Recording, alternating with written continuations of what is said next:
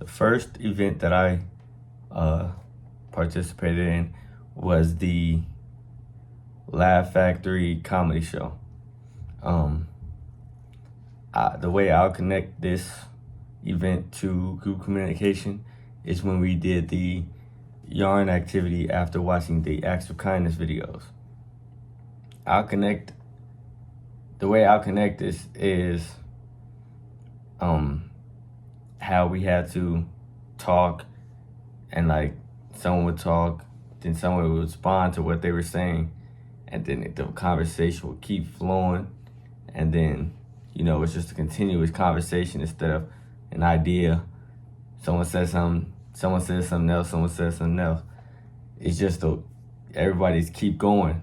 And during the comedy show, you can see that how each comic would bounce off of what the comic before them said, or they would continue the joke. And you can just see how instead of just going up and doing a whole random routine, they would start it off by going off what somebody else said, and then then going into their own routine, just to build off of it, keep everybody, something that was funny to everybody, and keep that going just to get more laughs and keep everybody engaged with it. And it's not just a random, this happened in this show and then this happened in another show. You can see the crossover between the two.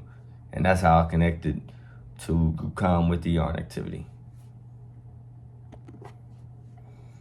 My second event was the Cubs game that I went to.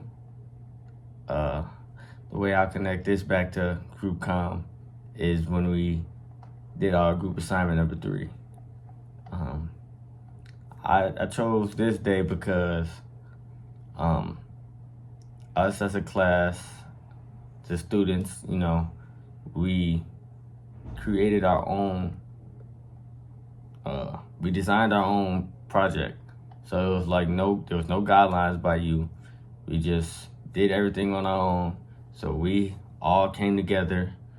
We decided we were gonna take 2 days and split up between half of us. So half of us get day 1, which is Tuesday, the other half get Thursday.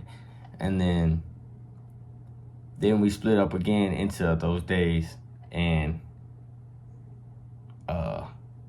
we each created groups and decided what we're gonna do. And I connect this with the Cubs game because each, like the infield, they have a certain job to do.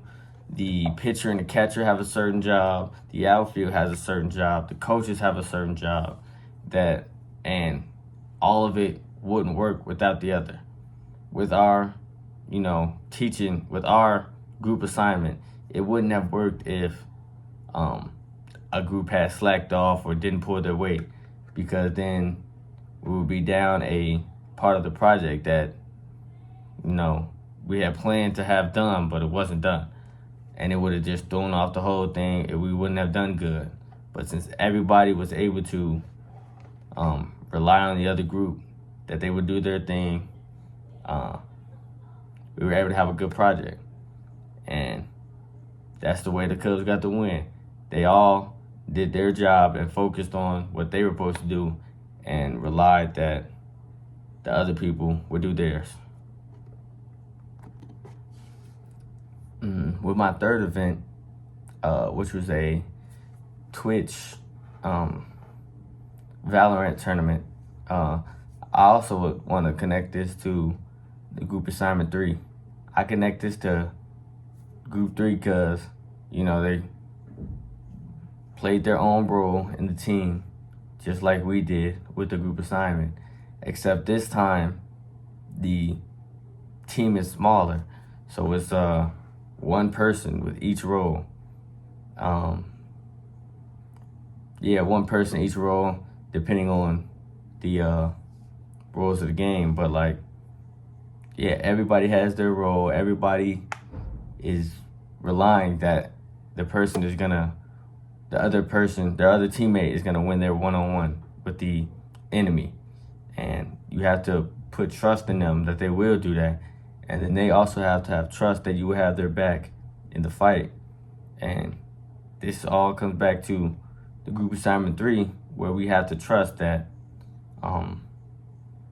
the other groups will pull their weight in the project. We'll get their 1/6 done of it, because it was 6 different things. But yeah, just trusting that your partner or your teammate will do their part is a big part of group communication. It's a big part of, building communication within a group.